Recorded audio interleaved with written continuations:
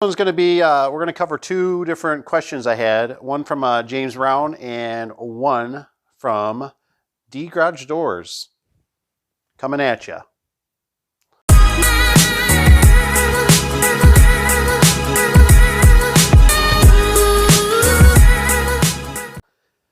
So anyways, one of the questions Mr. James had was our pricing a little bit on our service calls. Now, mind you, a while back ago, I went down to Arizona. I'm up here in Michigan. And I hooked up with another garage door installation center. And their prices are way different than ours. So prices change everywhere, especially what you got for overhead, what you got for employees, what the market is in your area, normal minimum wage, you know. But here's the ballpark. So basically for our residential, we charge basically $99, basically $100. I think when we started out back in the day, it used to be about $65. Yeah, somewhere right there. So they've gone up. But everything else has gone up too. Wages, gas, material, tires, oil changes, everything. Commercial service calls, right around $130. You got to remember, I don't deal with much of the pricing in that. I know that's not my expertise, so I find people that are smarter and better at it than me. So I let them handle it. But I know roughly it's either $130 to upwards of $170, depending on where you're at. And that's what our price. Sometimes I think it's around $170 with two guys. I don't know. We end up, we actually use Jobber, and it's all calculated in there. I hand it off to the secretary, which she does a wonderful job. I'm too busy with other stuff. Normally I'm putting out fires, dealing with customers, product issues. I'm just the guy that stomps out fires. That's all I do. So anyways, if you're going out, also the question was like photo eyes and easy fix. This is a great question. I've struggled with this, and if any of my boys and my peeps out there have a better answer, I would love to hear it. So this is always a very touchy subject because most people don't want to rip people off. I know I don't. I know I don't want our company to, and I don't want my technicians to. That's not our goal. But there's this thing called overhead, bills, you know, and this is the way I kind of look at it. You know, your employees want a paycheck, right? I mean, could you imagine they go for the week and you're like, oh, I'm sorry, we didn't make enough money. Then you don't get a paycheck because you went out and did a couple free service calls. So what we try to do is we actually try to pre-qualify, is what I call it. Pre-qualify the customer. This thing right here, this is called a phone if you've never seen one. Hi, this is a phone. That thing right there is your most powerful tool. Everything is right there. That's a portal. That's a portal. It can go out and it can come in. I should show a little clip of the, you know, like you ever watch Thor, the movie, and they show him teleporting or whatever it is, or not teleporting, but the tunnel where he goes up to Asgard. That's what I feel it's like. Whoever you let up there, you know, into your domain, they can be a blessing or they can be a curse.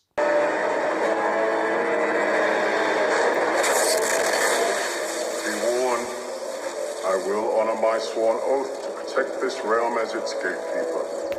If your return threatens the safety of Asgard, Bifrost will remain closed, and you'll be left to die in the cold wastes of Jotunheim. Couldn't you just leave the bridge open for us? Leave the bridge open would unleash the full power of the Bifrost and destroy Jotunheim with you upon it.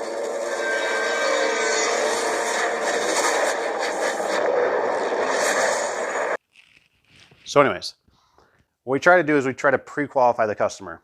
I heard this a long time ago from another garage door technician. He told me, he said, there's no reason that nobody has a tape measure. And if they don't have a tape measure, their neighbor has a tape measure. There's no reason nobody can't measure their own door. I'm not saying when you get to the little old lady and you can tell it's 100% legit that her husband just passed away or vice versa. and somebody's down and out and they really need help, I think you should be able to recognize that over the phone if you've been around this earth once or twice. So, but other than that, when I started, we didn't have these things called smartphones.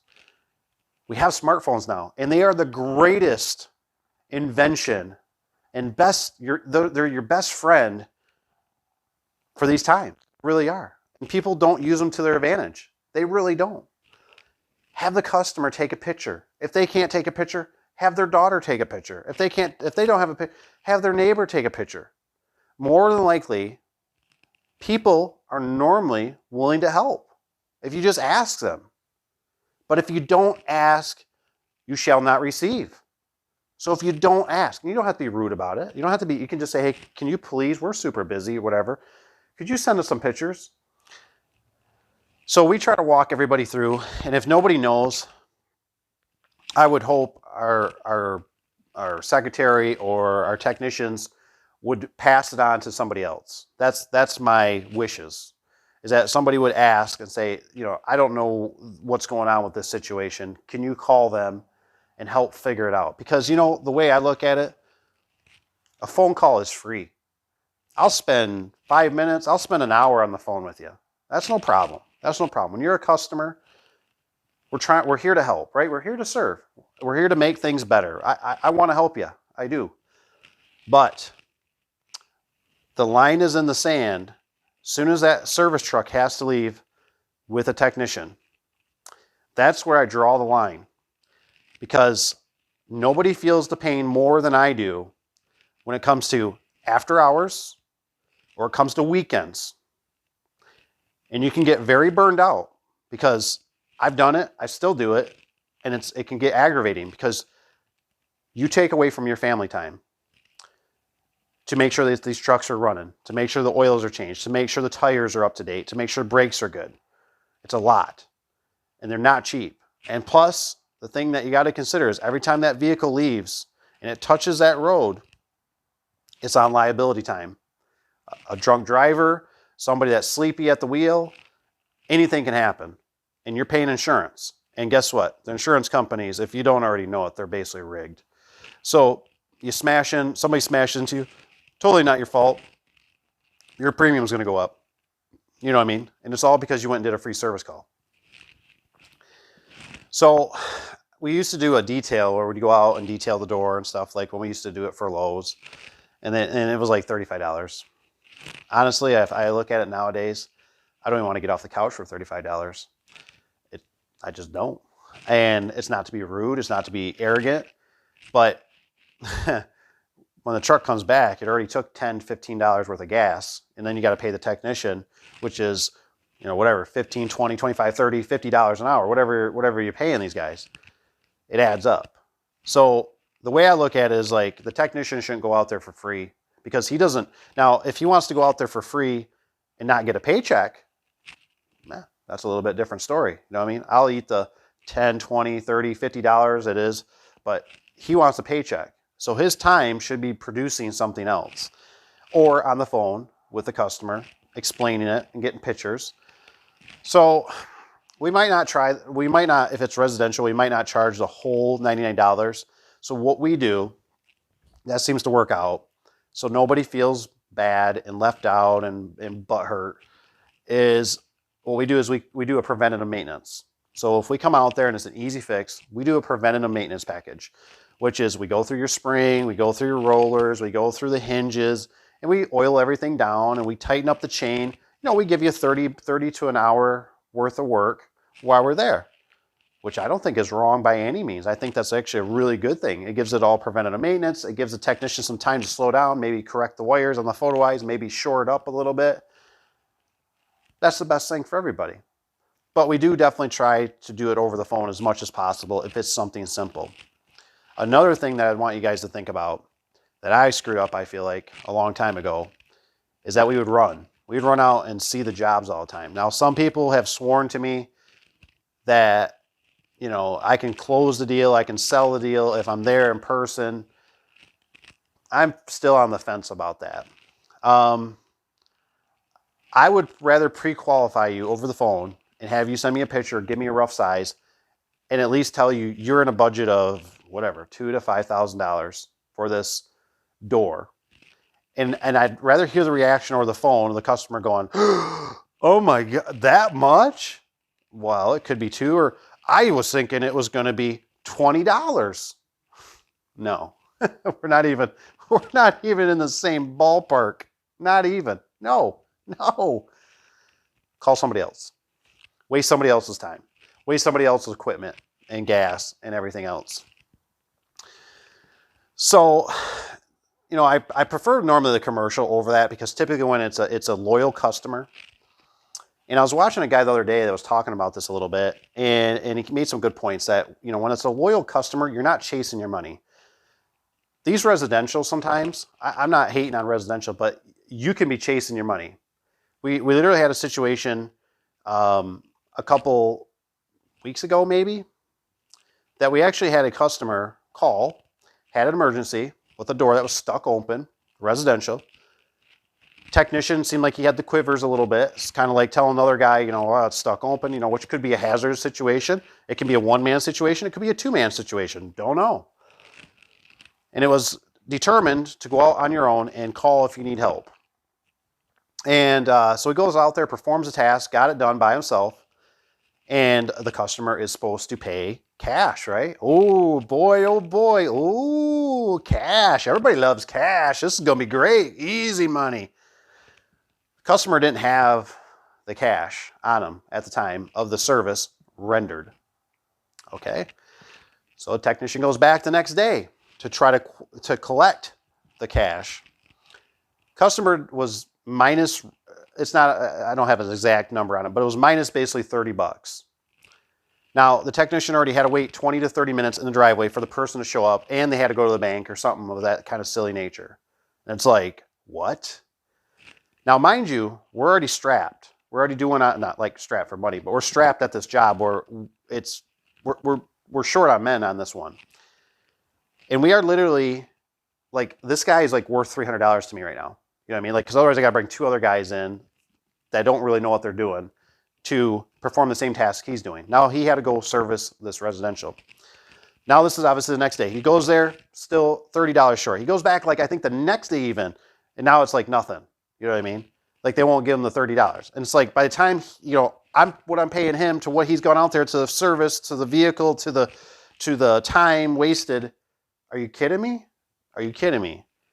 And honestly, it makes me just really not want to collect cash because of that kind of situation. If you nowadays, if you basically don't have a credit card, maybe you're just not somebody we want to service. Now, don't get me wrong. I understand some people love cash. I love cash. It's great. It's awesome. But we have to be a business, and we have to be profitable, and we can't deal with this kind of stuff. And the fact that you have a little bit of sliding of hands with the cash, stuff can kind of come up missing. Just saying. So anyways, advance, we got pre-qualify the customer. That's the biggest thing, pre-qualify the customer. I would always also, when you're doing the pre-qualify the customer, I would literally make sure you're basically going out there to measure the door, verify the sizes, and collect a half-down check. That's really what should be happening. If you're going out there, don't waste your time. Give them the numbers. Be upfront with them, and save yourself a bunch of time. Okay, so number 2 on here, Mr. D, garage doors. The insulated doors. You might be possibly seeing some videos of us. So like we did one where it's wintertime. We just did one. We cut the door down. I screwed it up. My fault. And we used non-insulated. It was the customer's preference. So we do use insulated garage doors. And typically, if I do use insulated garage doors with windows, I really try to urge us to use insulated glass as well, because I've actually seen the garage doors, the glass, get so much frost on them and then start sweating, or whatever you want to call it. It gets down into the hinges and into the cracks, and I've heard the doors almost kind of break apart when they open. So I always encourage everybody to do insulated glass, because really, what's the point? If you're doing an insulated door without insulated glass, kind of silly, isn't it? I mean, you don't insulate your house and then put non-insulated glass in the whole house. It's just kind of silly. So that is one thing that we do. And just a little side note, we do try to use steel back. I prefer steel back doors, and here's why. I've had issues with vinyl backs personally myself, with tools, tool bags, stuff falling out, or just impacts falling off ladders and puncturing the vinyl back. Now, I don't know about you guys, but it seems like when something punctures a vinyl back door, it looks a lot worse than a little dent from a steel back. Like, I mean, it just looks just like what just happened? And it's always like at the bottom, and it's always like, how are you going to cover that up? And I always thought to myself, we should actually charge a little bit more for vinyl back doors because they also get dirty easier. They're harder to clean. The insulation, sometimes they seem like they take more psychological effort than a steel back door. So I'd almost rather give somebody a steel back door for darn the same price as a vinyl back door. I know they're a little bit cheaper, but typically they're not a ton. But to be honest, I'm not really in the game anymore to be the cheapest in town. I'd rather be the best in town and have the best quality.